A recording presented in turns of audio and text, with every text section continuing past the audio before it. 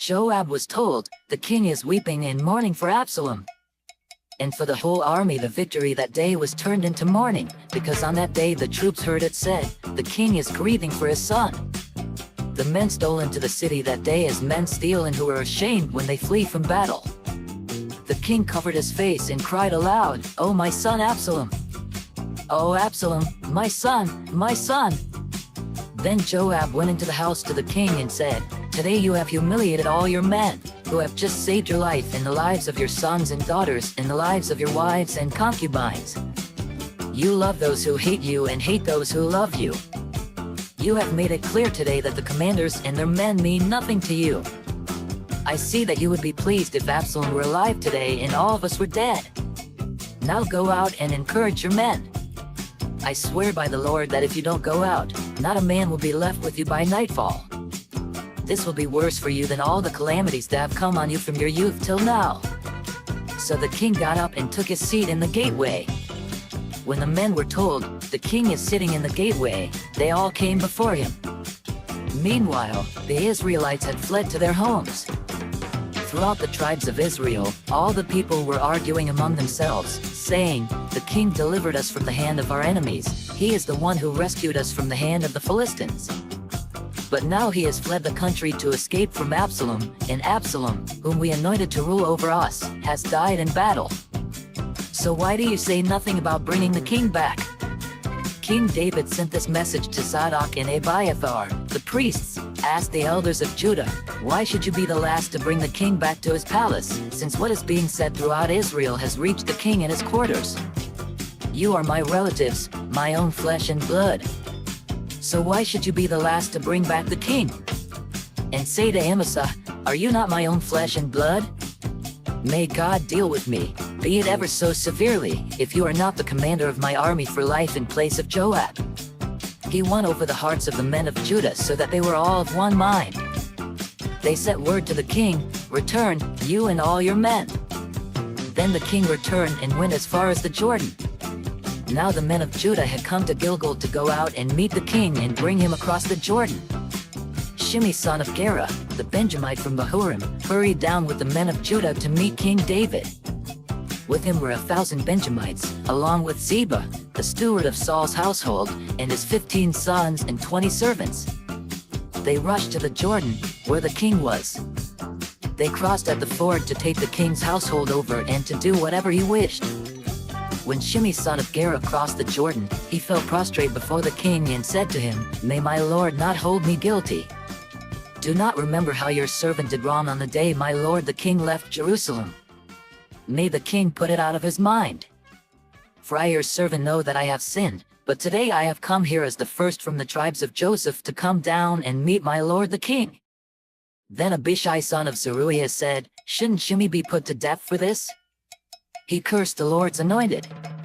David replied, "What does this have to do with you, you sons of Zeruiah? What right do you have to interfere? Should anyone be put to death in Israel today? Don't I know that today I am king over Israel?" So the king said to Shimei, "You shall not die."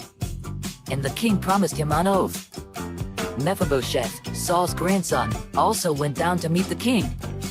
He had not taken care of his feet or trimmed his mustache or washed his clothes from the day the king left until the day he returned safely.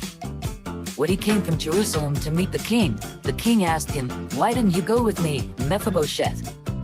He said, "My lord the king, since I your servant am lame, I said, I will have my donkey saddled and will ride on it, so I can go with the king. But Ziba my servant betrayed me, and he has slandered your servant to my lord the king. My lord the king is like an angel of God, so do whatever you wish. All my grandfather's descendants deserved nothing but death from my lord the king, but you gave your servant a place among those who eat at your table. So what right do I have to make any more appeals to the king?" The king said to him, "Why say more? I order you and Ziba to divide the land." Mephibosheth said to the king, "Let him take everything, now that my lord the king has returned home safely." Barzillai the Gileadite also came down from Rogelim to cross the Jordan with the king and to send him on his way from there. Now Barzillai was very old, 80 years of age. He had provided for the king during his stay in Manim, for he was a very wealthy man. The king said to Barzillai, "Cross over with me and stay with me in Jerusalem, and I will provide for you." But Barzillai answered the king, "How many more years will I live, that I should go up to Jerusalem with the king? I am now 80 years old. Can I tell the difference between what is enjoyable and what is not? Can your servant taste what he eats and drinks? Can I still hear the voices of male and female singers? Why should your servant be an added burden to my lord the king? Your servant will cross over the Jordan with the king for a short distance, but why should the king reward me in this way? Let your servant return, that I may die in my own town near the tomb of my father and mother. But here is your servant Kimham. Let him cross over with my lord the king. Do for him whatever you wish." The king said, "Kimham shall cross over with me, and I will do for him whatever you wish. And anything you desire from me I will do for you." So all the people crossed the Jordan, and then the king crossed over. The king kissed Barzillai and bid him farewell, and Barzillai returned to his home. When the king crossed over to Gilgal, Kimham crossed with him. All the troops of Judah and half the troops of Israel had taken the king over. Soon all the men of Israel were coming to the king and saying to him, "Why did our brothers, the men of Judah, steal the king away and bring him and his household across the Jordan, together with all his men?" All the men of Judah answered the men of Israel, "We did this because the king is closely related to us. Why are you angry about it? Have we eaten any of the king's provisions? Have we taken anything for ourselves?" Then the men of Israel answered the men of Judah, "We have 10 shares in the king, so we have a greater claim on David than you have. Why then do you treat us with contempt? Weren't we the first to speak of bringing back our king?" But the men of Judah pressed their claims even more forcefully than the men of Israel.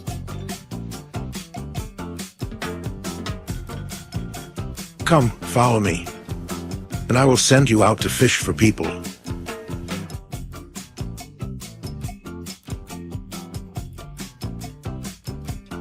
I hope and I pray that the Spirit of God, the Almighty, is with you, and that His Son and His Holy Spirit bless you and your family throughout eternity.